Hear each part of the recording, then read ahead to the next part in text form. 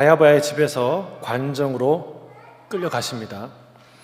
예수께서 빌라도 앞에 서게 된 것입니다. 이 빌라도는 만만한 인물이 아니었습니다. 로마의 권위와 질서에 도전하는 자들을 과감하고 무참하게 다뤘던 사람이었습니다. 유대인들이 형상숭배라고 그렇게 반대하던 황제의 초상화가 새겨진 그 군기를 예루살렘에 갖고 들어온 인물이었어요. 그리고 수도관을 건설하는데 성전에 있는 헌금함에서 돈을 빼서 그 공사를 했다는 이유로 유대인들이 시위를 했는데, 이 시위대를 어떻게 진압했냐면 사복 입은 군인들을 그 군중 안에 집어넣어서 곤봉으로 그 시위대를 때려서 진압한 사람이었어요. 또 결국 나중에는 그리심산에서 모세 시대의 유물을 발견했다고 말하는 어떤 리더가 사람들을 모으자 그게 반역의 시도라고 판단하고 거기에 군대를 보내서 사마리아 사람들을 무참히 학살합니다. 결국은 이것 때문에 그 로마로 소환을 받죠. 그리고 이제 역사 속에 사라집니다. 그러니까 이 빌라도라는 사람은 만만한 인물이 아니었다는 것을 알 수 있어요. 그 빌라도 앞에 주님이 서십니다. 자, 28절 같이 읽겠습니다. 28절 시작. 그들이 예수를 가야바에게서 관정으로 끌고 가니 새벽이라. 그들은 더럽힘을 받지 아니하고 유월절 잔치를 먹고자 하여 관정에 들어가지 아니하였더라. 참 이 유대인들의 모습을 보세요. 우리가 그냥 지나칠 수가 없어요. 얼마나 위선적인 모습입니까? 그들이 엄청난 죄를 짓고 있는 현장이면서도 뭐예요? 자기를 더럽히지 않기 위해서, 유월절 음식을 먹기 위해서 유대인의 관정에 발을 들이지 않겠다는 거예요. 여러분, 예수님 말씀 생각나지 않으세요? 무슨 말씀 생각납니까? 우리를 더럽게 하는 것은 우리 입으로 들어가는 게 아니라 우리 입에서 나오는 것이다. 낙타는 삼키고 하루살이는 걸러내는 모습이다. 주님이 말씀하시지 않았습니까? 그들은 지금 어떤 일을 행해요? 여러분, 이 시대에 가장 선한 의인을 향해서 가장 추악한 방법으로, 음모로, 거짓으로 그를 몰아 십자가에 죽이는 살인 행위를 하고 있는 거예요. 그런 자들이 세상 의로운 척 하고 있는 것이죠. 그런 일을 자행하면서도 불구하고 나는 하나님 앞에 의로운 자다라고 착각하며 산다는 거예요. 사랑하는 성도 여러분, 우리도 돌아봐야 할 줄로 믿습니다. 남을 비판하는 그 비판의 흥분을 가라앉히고 자신을 살펴야 될 줄로 믿습니다. 나도 낙타는 삼키고 하루살이를 걸러내는 자는 아닌가?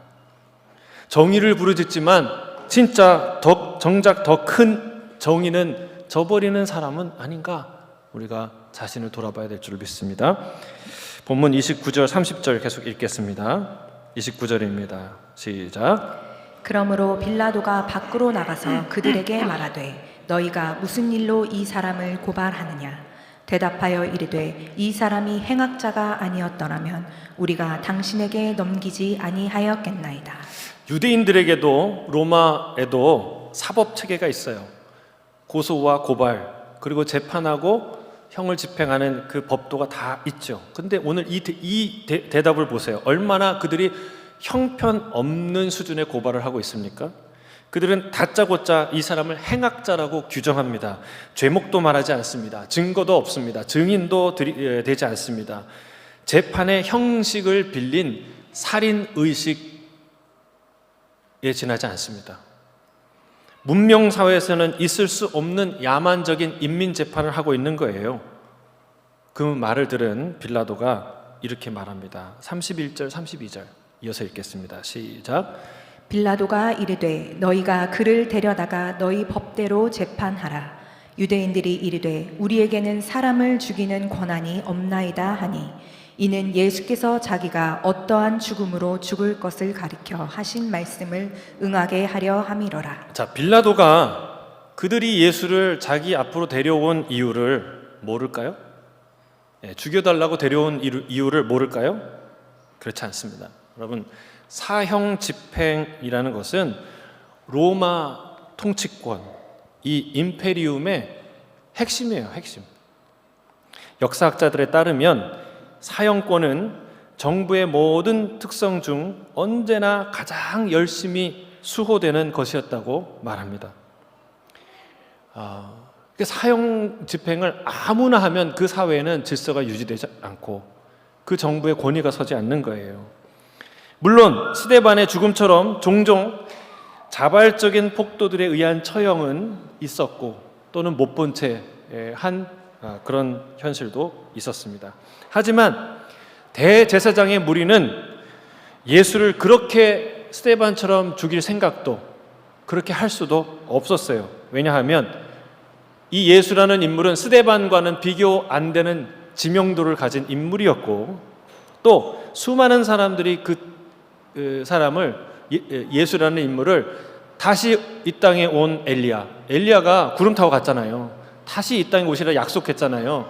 예언했잖아요. 그 엘리야가 이 땅에 다시 온 거.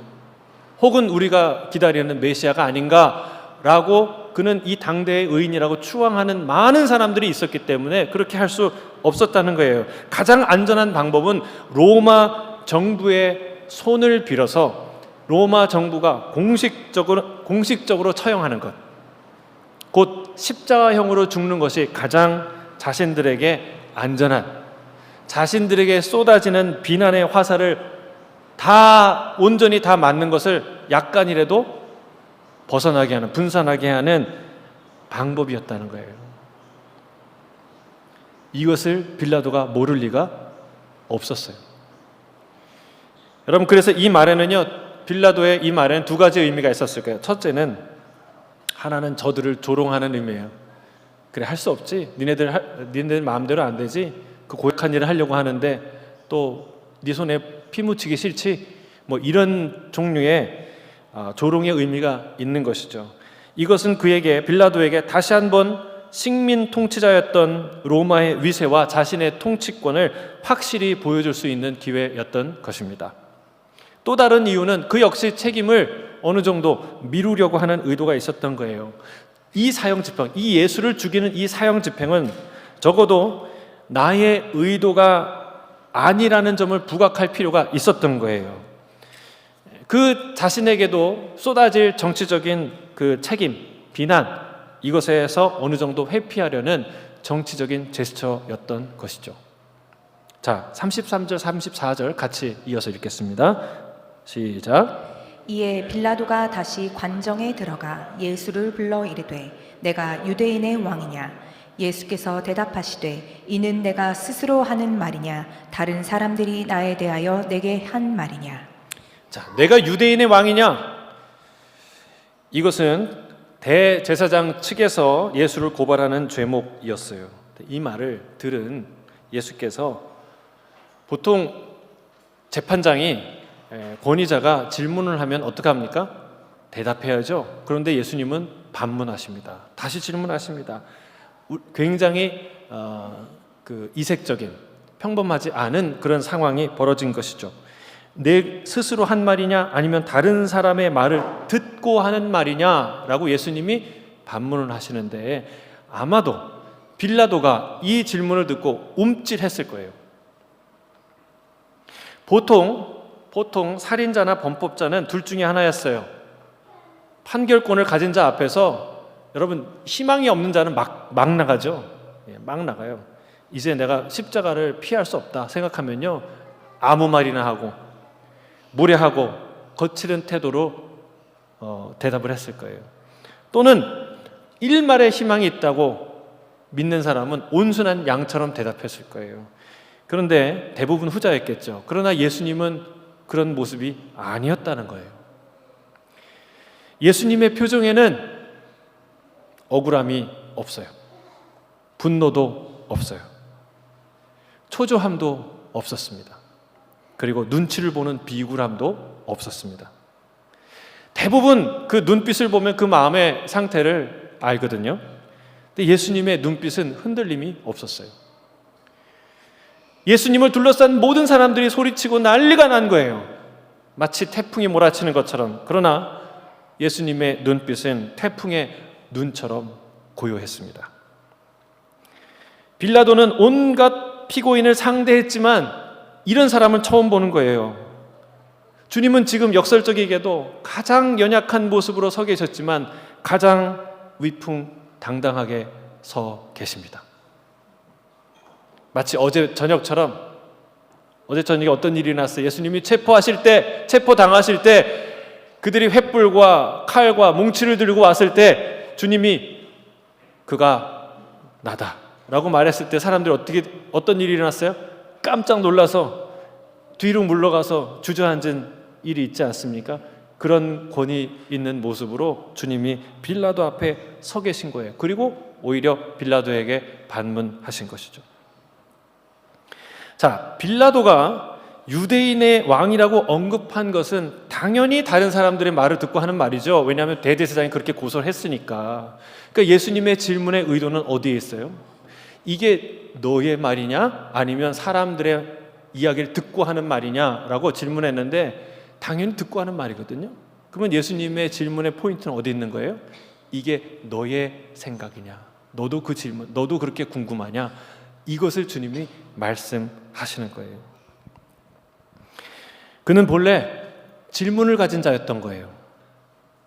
여러분, 빌라도가 갑툭튀라는 말 아세요? 갑자기 툭 튀어나온 존재 같지만 사실은 그런 진공 상태에 살았던 사람이 아니죠.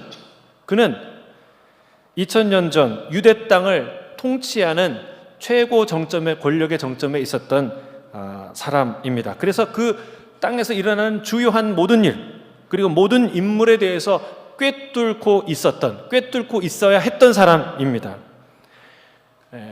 적어도 그때는요, 예수라는 인물보다 더 핫한 사람은 없어요. 유명한 사람은 없었어요. 모든 사람이 입만 열면 예수에 관한 얘기를 했어요.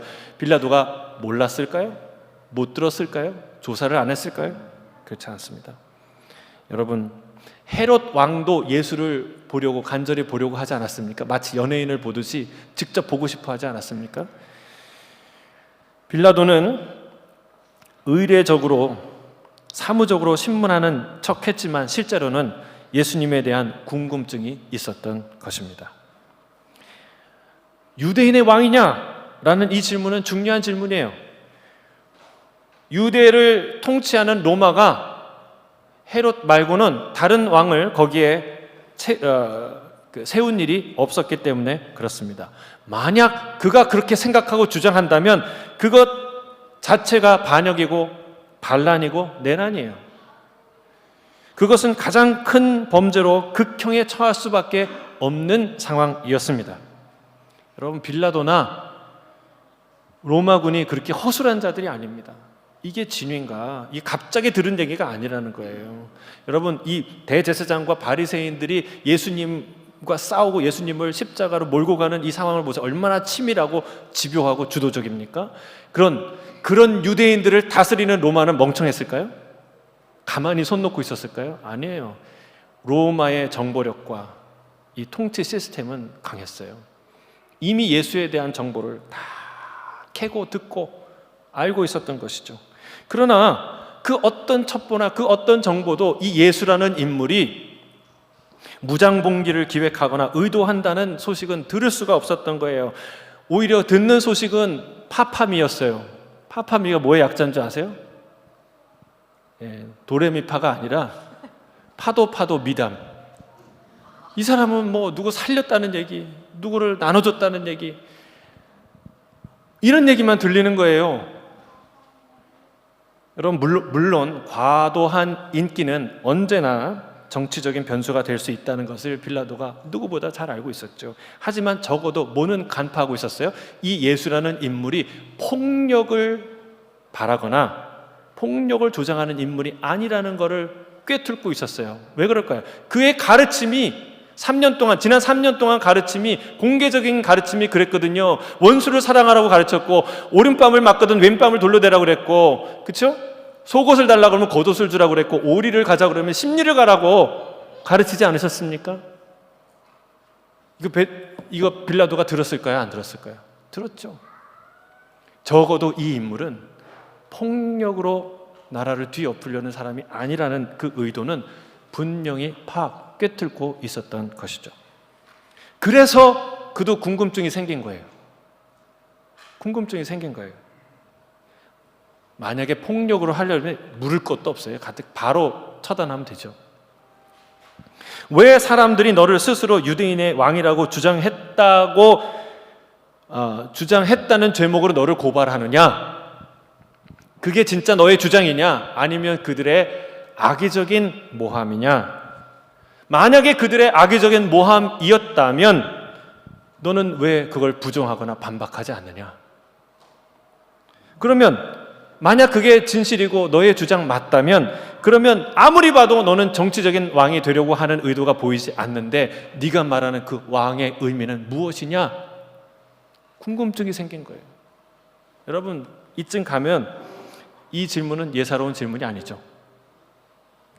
주님은 바로 그 지점을 드러내신 거예요. 마치 나사렛에서 무슨 선한 것이 나겠느냐, 나다나엘이 그렇게 생각했는데 예수님이 나다나엘을 보자마자 뭐라고 그랬어요? 내가 네 무화과 나무 아래에 있는 것을 보았다 했을 때 깜짝 놀랐잖아요. 그건 내가 기도하는 장소인데, 나만 아는 것인데.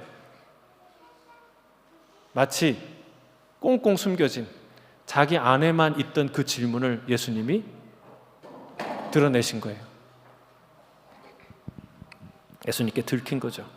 사실은 여러분, 이때 빌라도는 일생일대에 다시 없는 기회를 얻은 거예요. 헤롯도 궁금증이 있었고 예수를 보고 싶었지만 헤롯에게는 기회가 없었어요. 기회를 안 주셨어요. 헤롯을 만났지만 이런 반고 대꾸도 하지 않으셨어요. 그런데 빌라도에게 그 기회를 주신 겁니다. 여러분, 그가 이 예수님의 지적을 듣고 자기 안에 있는 질문에 정직히 섰다면, 그 질문에 정말 정직히 대답하기 시작했다면 그의 인생은 바뀌었을 거예요. 정말 이 사람이 왕인가? 아니, 헤롯보다, 로마의 황제보다 더 큰 왕이 세상에 있단 말인가? 이런 질문에 답하기 시작했다면 그는 역사 속으로 사라지는 인물이 아니라 역사 속에서 영원토록 빛나는 별과 같은 존재가 되었을 것입니다. 사랑하는 성도 여러분, 하나님의 나라는 어떻게 우리에게 다가오는가? 마태복음 13장의 천국 비유에서 천국은 마치 어부가 던진 그물과 같다라고 말씀하시지 않습니까? 천국은 그렇게 와요. 생각해 보세요. 그물 안에 있는 물고기는 자기가 갇혔다고 생각할까요? 아닐까요? 단순한 지능이 낮은 물고기는 자기가 갇혔다는 생각을 전혀 안 해요. 근데 가끔 수영하다가 그물에 탁 걸리는 거예요. 뭐지? 그런데 문제 없어요. 왜냐하면 반대로 그냥 가면 되거든요. 반대로 가면서 막 수영하거든요. 그거 다 잊어버려요. 자기는 여전히 자유로운 망망대해에 아주 자유하게 수영하고 있다고, 살고 있다고 믿어요. 그물에 갇혔다는 생각은 하나도 하지 않아요. 그 그물은 점점 조여오죠. 하나님의 나라는 그렇게 온다는 거예요. 사랑하는 성도 여러분, 하나님이 그렇게 가끔 우리와 우리의 생각과 여러분과 딱 부딪히는, 정면으로 마주치는 순간이 있다는 거예요. 여러분, 그때가 중요한 순간이에요. 그때 가볍게 넘어가서는 안 돼요. 천국의 메시지가, 하나님 말씀이 우리에게 씨앗이 툭 던져지는 그런 절호의 순간들이 있다는 거예요. 여러분, 그때를 놓치면 안 되는 거예요. 천국은 우리를 향해 끊임없이 다가오고 있어요. 그거를 인정하든 부정하든, 문득 삶의 의미를 생각하게 하는 순간이 있거나, 땅끝에 아지랑이가 모락모락 피어오르듯이 그 영원한 나라에 대한 질문이 떠오르는 그 순간은 중요한 순간이에요. 그 순간을 무시하면 안 되는 거예요. 그걸 잡아야 돼요. 근데 안타깝게도 빌라도는 그 순간을 놓치고 맙니다.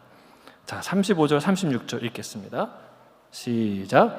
빌라도가 대답하되 내가 유대인이냐? 내 나라 사람과 대제사장들이 너를 내게 넘겼으니 내가 무엇을 하였느냐? 예수께서 대답하시되 내 나라는 이 세상에 속한 것이 아니니라. 만일 내 나라가 이 세상에 속한 것이었더라면 내 종들이 싸워 나로 유대인들에게 넘겨지지 않게 하였으리라. 이제 내 나라는 여기에 속한 것이 아니니라. 자, 빌라도가 순간 움찔했지만 마치 아무런 타격을 받지 않은 듯, 충격이 없는 듯, 마치 너는 정말 쓸데없는 질문을 한다는 듯 넘어가려 했습니다. 그럼 뭐라고 얘기합니까? 내가 유대인이냐? 라고 다시 반문합니다. 이건 이런 말이죠. 내 스스로 그걸 궁금해 할 리가 있겠냐? 너희 유대인들이나 너희의 유대의 왕이 누군가 궁금하고 메시아를 찾는 것이지 내가 그 메시아를 찾을 리가 있겠냐라고 말하는 것이죠. 사실 이 말은 강한 부정이죠. 강한 부정이란 정곡을 찔렸을 때 나오는 반응입니다. 사실 그가 로마 총독으로서 죄인을 다루는 보통의 경우라면 그렇게 말하지 않았을 거예요. 이렇게 말했을 거예요. 질문은 내가 한다. 너는 답변만 해라. 어디 감히 남의 의중을 떠보냐 하고 호통을 쳤을 거예요. 그렇죠? 그게 정상이에요. 그러나 빌라도는 호통을 칠 수 없었어요. 왜요? 예수님의 위엄이 느껴졌기 때문에 그렇습니다. 그분의 위엄 앞에서는 호통칠 수가 없었어요. 주님의 목소리와 태도에는 내가 모르는 그 놀라운 통치자의 권위가 배어 있었던 거예요. 주님이 대답하십니다. 내 나라는, 여러분 잘 들으세요. 주님 말씀은 그냥 면피용으로 그냥 임기응변적으로 하신 말씀이 아니에요. 이건 준비된 멘트고 신학적으로, 성경적으로, 철학적으로, 정치적으로, 실제적으로 아주 중요한 선언들이에요. 자, 뭐라고 말씀하십니까? 내 나라는 이 세상에 속한 것이 아니다. 만일 내 나라가 이 세상에 속한 것이라면 내 종들이 싸워서 나로 유대인들에게 넘겨지지 않게 했을 것이다 라고 말씀합니다. 이 말씀에서 우리가 가장 먼저 명확하게 주목해야 되는 단어가 있어요. 말이 있어요. 주님의 표현이 있어요. 그거는 내 나라라는 말이에요. 주님의 나라가 있다는 거예요. 실제로 있다는 거예요. 주님의 나라는 개념이나 어떤 신학 체계나 어떤 모호한 것이 아니라는 거예요. 이 킹덤, 네이션이라는 것은 실제예요. 실제. 개념이 아닙니다. 주님이 오늘 이 본문에서 내 나라가 이 땅에, 이 세상에 속한 것이 아니다 라고 말씀한다고 해서 우리는 많은 분들이 그게 무슨 개념이겠구나 그렇게 이해하시는 분이 있어요. 또는 지금 이 땅이 아니라 앞으로 올 천국을 말하는 것이구나, 천국만을 생각하는 그런 분들이 있어요. 그렇지 않습니다. 그렇게 생각하시는 분들은 세상 속에서 그렇게 생각하기 때문에 세상의 빛과 세상의 소금으로 세상 속에서 살기가 어려운 거예요. 참된 그리스도인으로 살기가 쉽지 않습니다. 왜냐하면 교회와 세상이, 이 땅과 천국이 분리된 삶을 살기 때문에 그렇습니다. 여러분, 나라를, 질문 하나 할게요. 상식에 관련된 질문인데, 나라를 구성하는 3요소를 배웠는데 제가 이렇게 어제 이렇게 그 챗GPT한테 물어보니까 4개를 얘기하더라고요. 나라를 구성하는 중요 4요소가 뭔가요? 예? 그냥 이게 바로 나왔어요. 우리는 사실은, 그죠? 국민, 주권, 영토 뭐 이렇게 바로 나왔는데 어제 보니까 첫째 4가지예요. 첫째는 영토. 사람은 반드시 어떤 물리적인 공간 안에 존재하기 때문에 영토가 필요해요. 두 번째는 국민이죠. 국민. 뭐 국가가 있는데 거기에 소속된 해당되는 국민이, 공동체가 하나도 없다. 이건 나라가 아니죠. 국민이 있어야 돼요. 그 다음에 그 영토와 국민을 효과적으로 다스리고 지배하는 관리 시스템이 있어야 돼요. 그게 정부죠. 정부가 있어야 돼요. 그리고 넷째는 주권입니다. 다른 국가로부터 독립적이고 자율적인 활동과 활동을 할 수 있는 실제적인 통치권이 있어야 그게 나라가 되는 거예요. 자, 그게 실제의 나라인데, 그러면 주님의 나라가 실제라면 그러면 이 땅에서 국민, 영토, 주권, 정부가 있는 그런 나라를 말합니까? 주님이 얘기하시는 것이 이 땅에 기독교 국가 체계를 세우는 것을 원하십니까? 예? 이종호 목사님을 우리 대통령으로 만들어서 우리 국가를 만들자, 내지는 교황을 왕으로 삼아서 기독교 국가를 완성하자. 여러분, 이게 예수님 말하는 국가인가요? 나라인가요? 그렇지 않습니다. 주님은 아주 분명하고도 단호하게 이렇게 말씀하십니다. 내 나라는 이 세상에 속한 것이 아니다. 그 다음에 하신 말이 중요해요. 만약 그랬다면 내 종들이 뭐해서? 싸워서 나를 유대인들에게 넘기지 않았을 것이다 라고 말합니다. 이 세상에 속한 나라의 주요 특성이 뭐라고 말씀하시는 거예요? 싸움, 전쟁, 무력이라고 말하는 거예요. 여러분, 이건 놀라운 통찰이에요. 정치학적으로도 굉장히 중요한 얘기예요. 모든 힘은 총구에서 나온다는 말이 있죠. 여러분,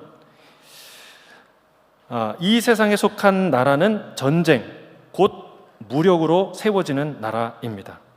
세상 나라는 자신의 영토와 국민을 보호하기 위해 독립적인 주권을 보장받기 위해 반드시 무력이 필요합니다. 세상의 번영과 안정과 평화는 서로의 선의에 기댈 수 없는 거예요. 내가 잘해줄 테니까 너도 잘해. 이렇게 유지될 수가 없어요. 반드시 강력한 무력이 요구됩니다. 여러분, 스위스는 중립국가인데 스위스는 무장 해제했을까요? 아니에요. 스위스도 강력한 군대가 있어요. 심지어 기독교 국가를 이 땅에 표방하는 그 나라들은 그 무력을 포기했을까요? 그렇지 않습니다. 예외가 없어요. 이 세상에 속한 나라들은 다 무력의 기반 위에 세워지는 나라다라고 말씀하시는 거예요. 여기에 중요한 게 있죠. 하지만 하나님의 나라는 다르다. 내 나라는 다른 체계다라고 말씀하시는 거예요. 무력이나 힘으로 세워지는 나라가 아니라는 거예요. 남을 밟고 진압하고 그 위에 세워지는 나라가 아니다라고 하는 것이죠. 여러분, 그 나라는 어떻게 세워집니까? 그 나라는 믿음으로 세워지는 나라예요. 그 나라는 소망으로 일어서는 나라인 줄 믿습니다. 그리고 그 나라는 사랑으로 하나 되는 나라입니다. 여러분, 그런 나라에는 국민 주권, 정부, 영토가 없을까요? 있어요. 자, 그 주님의 나라의 영토는 무엇입니까? 물론 온 세상, 주님 지으신 온 세상이 하나님의 소유인 줄 믿습니다. 그러나 누가복음에 보면 예수님이 하나님의 나라는 어디에 임한다 그랬어요? 너희 마음에 임한다. 하나님 나라의 실제적인 영토는 어디냐? 저와 여러분의 마음이라는 거예요. 마음. 국민은 누구냐? 국민은 주를 그리스도로 영접한 모든 누구든지 그리스도를 영접하는 자는 하나님의 자녀가 되는 권세를 주신다고 말씀하셨어요. 그리스도를 주로 영접한 모든 자가 그 국민이 되는 거예요. 그럼 정부는 무엇입니까? 그 영토와 그 국민을 효율적으로 다스린 시스템이 뭐예요? 그것은 바로 교회예요. 그냥 이 보이는 교회 이것이 아니라 그리스도가 머리가 된 그의 몸으로서의 교회, 그 교회가 바로 그 나라의 영토, 정부인 것이죠. 여러분, 이런 체제이기 때문에 세상의 나라들과 충돌하지 않는 것입니다. 우리는 이 땅에서 각각의 시민권을 갖고 살지만 그러나 동시에 하늘나라 시민으로 살 수 있는 거예요. 실제로 그런 일들이 일어나지 않습니까? 여러분, 실제로 우리는 그리스도 안에서 한 나라, 한 시민이 되는 줄 믿습니다. 그런 일이 일어나요. 캄보디아 가보세요. 베트남 가보세요. 미국 사람 만나보세요. 누구를 만나보세요. 그리스도 안에서 하나 되는 놀라운 비밀을 경험해요. 저는 여러분이 그런 경험을 실제로 경험하시길 바랍니다. 이런 이유 때문에 우리는 국적이 달라도, 시민권이 달라도, 정치적인 지향성이 달라도 여러분, 좌파가 희망이 아니고 우파가 희망이 아니에요. 예수가 희망인 줄 믿습니다. 우리는 실제로 누구의 통치를 받아요? 예수 그리스도의 통치를 받는 그의 나라, 그의 국민인 줄 믿습니다. 그래서 우리는 하나가 되는 거예요. 이 세상에 소망이 되는 거예요. 이중 국적을 가진 것처럼 이 땅에 속해서 이 땅의 시민권으로 살지만 동시에 하늘에 속한 하늘 시민으로 사는 줄로 믿습니다. 이게 비밀이에요. 이게 놀라운 일이에요. 여러분 37절 38절 읽겠습니다. 시작. 빌라도가 이르되 그러면 내가 왕이 아니냐? 예수께서 대답하시되 내 말과 같이 내가 왕이니라. 내가 이를 위하여 태어났으며 이를 위하여 세상에 왔나니 곧 진리에 대하여 증언하려 함이로라. 무릇 진리에 속한 자는 내 음성을 듣느니라 하신대 빌라도가 이르되 진리가 무엇이냐 하더라. 이 말을 하고 다시 유대인들에게 나가서 이르되 나는 그에게서 아무 죄도 찾지 못하였노라. 자, 빌라도가 똑똑하긴 해요. 문맥을 정확하게 이해합니다.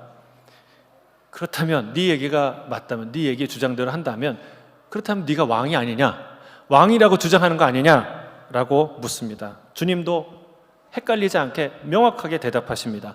그렇다, 너가 한 말대로 내가 왕이다. 여러분, 우리 주님은 왕이신 줄로 믿습니다. 왕이세요. 왕이세요. 근데 이 말을 할 수 있는, 빌라도 앞에서 목숨을 걸고 할 수 있는 두 가지 케이스가 있어요. 첫째는 진짜 왕이거나, 둘째는 미치광이거나. 어떻게, 여러분, 이 두 케이스 아니면 어떻게 이 말을 할 수가 있겠습니까? 진짜 왕이라면, 전자라면은 예수는 반드시 제거돼야 돼요. 헤롯 대제가 어떻게 했어요? 헤롯 대왕이 어떻게, 왕이 이 땅에 태어났다고 동방박사로부터 얘기를 들으니까 어떻게 해요? 2살 이하의 사람들 다 죽이죠. 아이를. 잔혹한 것 같지만 그게 현실이에요. 왜? 이 땅에는 두 개의 태양이 동시에 존재할 수 없기 때문에 그렇습니다. 근데 놀랍게도 예수님이 왕이라고 표현했는데도 빌라도는 나가서 뭐라고 얘기해요?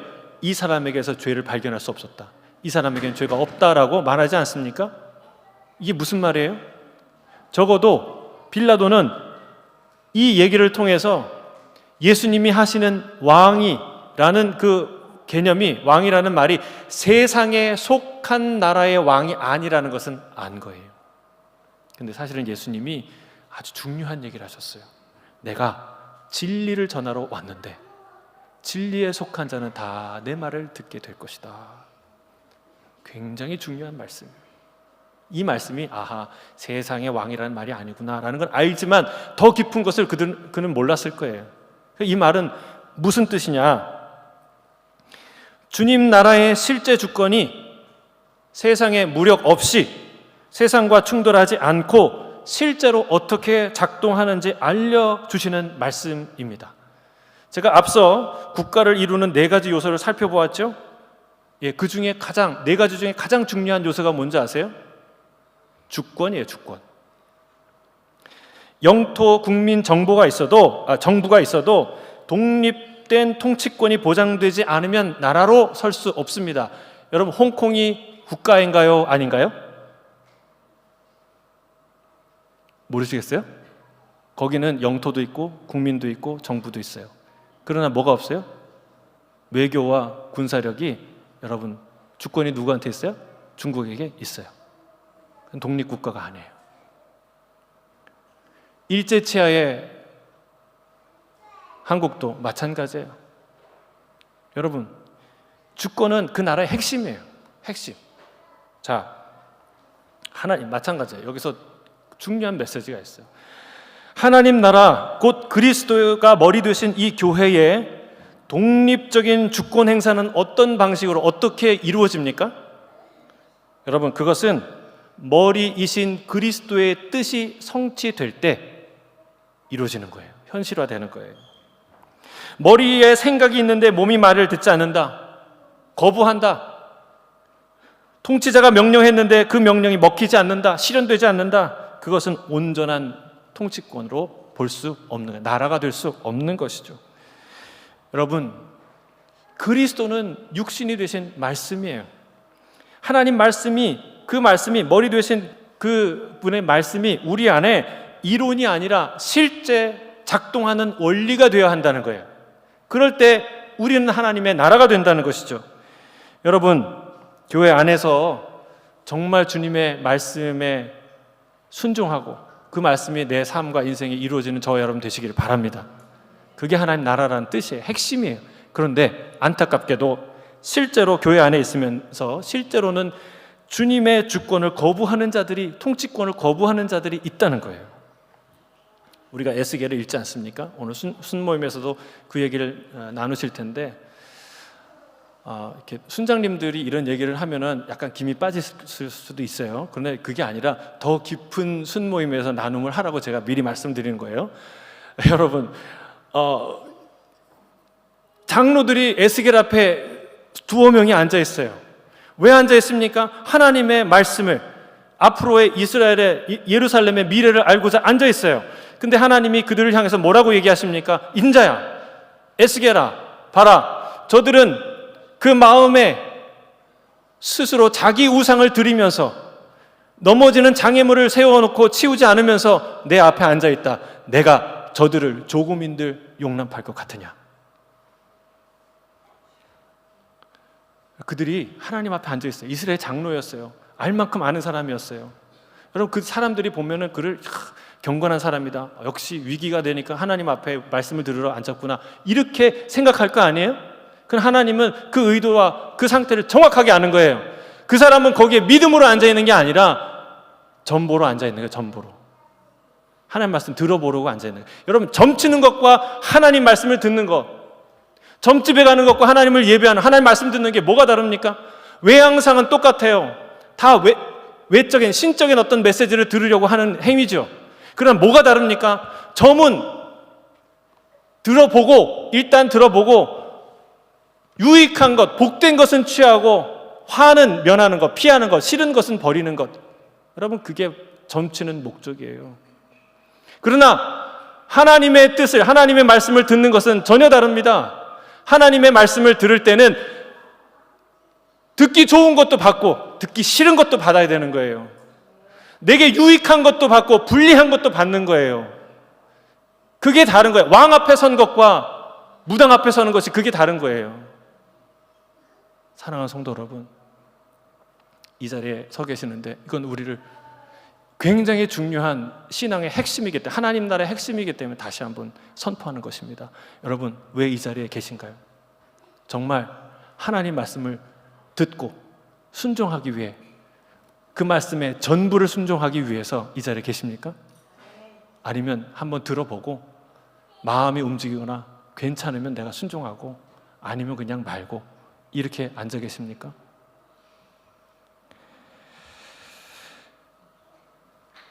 여러분, 직장에서 보스와 미팅을 하는데, 여러분, 그 미팅하는 사람들이 이런 생각, 종업원들이 이런 생각을 한다고 생각해 보세요. 내가 어떤 마음으로 거기 앉아 있어야 돼요? 뭘 원할까? 사장님이? 팀장이 뭘 원할까? 내가 그거를 딱 제일 먼저 캐치해서 제일 열심히 해서 성과를 내야지. 이게 바른 태도 아니겠습니까? 그런데 무슨 말을 하려나? 한번 들어보지. 좋으면 내가 하고 싶고, 동의되면 내가 하고, 하기 싫으면 어쩌겠어, 내가 안 한다는데. 이러고 앉아있으면 돼야 안 돼요? 안 되는 거예요. 그 회사 망합니다. 망하는 거예요. 그 사람은 그 회사에서 나가야 되는 거예요.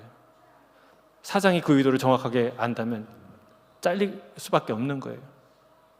여러분, 우리가, 빌라도가 예수님을 향해 내가 유대인의 왕이냐 물었습니다. 그리고 주님은 정확하게 대답하셨습니다. 너의 말대로 내가 왕이니라. 주님은 왕이신 줄로 믿습니다. 실제로 우리의 왕이신 줄로 믿습니다. 그리고 왕이 되어야 합니다. 우리 각자, 우리 마음과 영혼과 우리의 인생은 그분의 영토이자 우리는 그분의 국민입니다. 이 교회는, 그리스도의 몸된 이 교회는 하나님의 통치권이, 그의 뜻이, 그의 말씀이 실현되는 현장인 줄로 믿습니다. 여러분, 다시 한번 묻습니다. 여러분은 여기 어떤 마음으로 계십니까? 주님 말씀하십시오, 제가 듣겠습니다, 무슨 말씀이든 다 받겠습니다 라는 말씀으로 계십니까? 아니면 한번 들어보겠습니다, 듣고 마음이 감동이 되면 할지 말지 결정하겠습니다, 이러고 계십니까?